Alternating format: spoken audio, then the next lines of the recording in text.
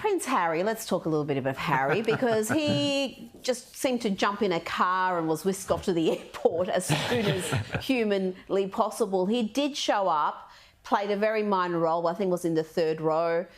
Princess Anne was in front of him with a giant hat, which I enjoyed. Just tell us how that has been received, that entire Prince Harry interlude.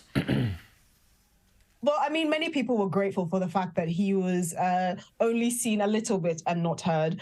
And there were obviously many comments saying that he will come to regret this because he's effectively become a footnote in history. He has become, the worst nightmare of any self-respecting person. He has become a parody. No one really respects him. I think it was a shame that his children missed such an event because, again, it is a once-in-a-lifetime event. The next coronation will be probably in a few decades to come, and that will be of William. And I don't even know if their relationship will have recovered by then for that to even be a possibility. He really has isolated himself in its entirety, and it is quite sad to see someone who was a decorated military veteran who had all these patronages, who was very much well loved, and who had a persona that was very warm and endearing to the British public. To see someone go from that to this kind of woke caricature of something that we don't even recognize is quite sad.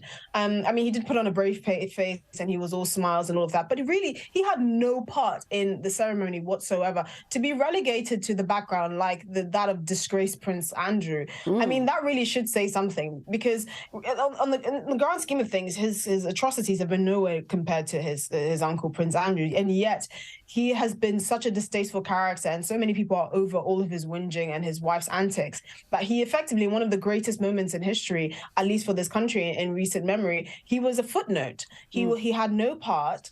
And, he had to make the walk down the Abbey by himself because he chose to come by himself, because his wife, Meghan, chose to stay in California, which is probably a good idea, because I imagine most people would have lined up with a row of rotten tomatoes to throw at them. But the point is, it's quite a sad thing to see because he is still the king's son. And it's, the rift is still very clear and still very sore. I'm sure he didn't have anything to say to his brother. Actually, I can't imagine at any point he would have gotten a word with, because the festivities and how quickly he came and left. But it is really sad to see. I'm just glad that the coronation wasn't about him, which was what many people feared, and that it was a successful event, and it was something that we will definitely remember for years to come. Esther, I'm glad you mentioned the role of Commonwealth countries. We played Pretty Yende and a group earlier singing. There was a lot of multicultural involvement in the coronation itself. Tell us about those kind of characters outside the Republicans, the British Republicans. How much, I know there some of them were dragged off and there were a couple of banners and "You're Not My King," and there was some football clubs apparently singing. So what is the anti-monarchist sentiment in Britain? How strong is it, or is it just kind of eccentric? Tell us.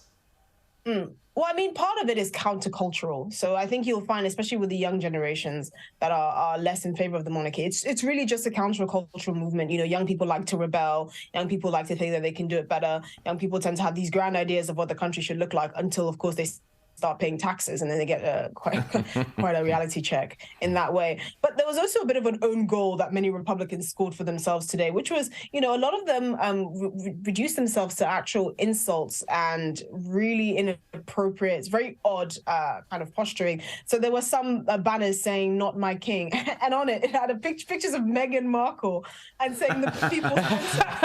And it was the most comical thing, one, because she wasn't there, but also, two, everyone knows that the people's princess is obviously the late Princess Diana, and that term was coined actually when Tony Blair was paying homage to her after her tragic passing in 1997. So to compare what is truly the bona fide people's princess in the form of Princess Diana to this attention-seeking narcissist in the form of Meghan Markle is quite funny, and I would like to think that in that way the Republicans kind of lost all credibility, because I can't even imagine, if you're not for the monarchy, anyone would want to seek to idolize this Z-list actress. That's preposterous.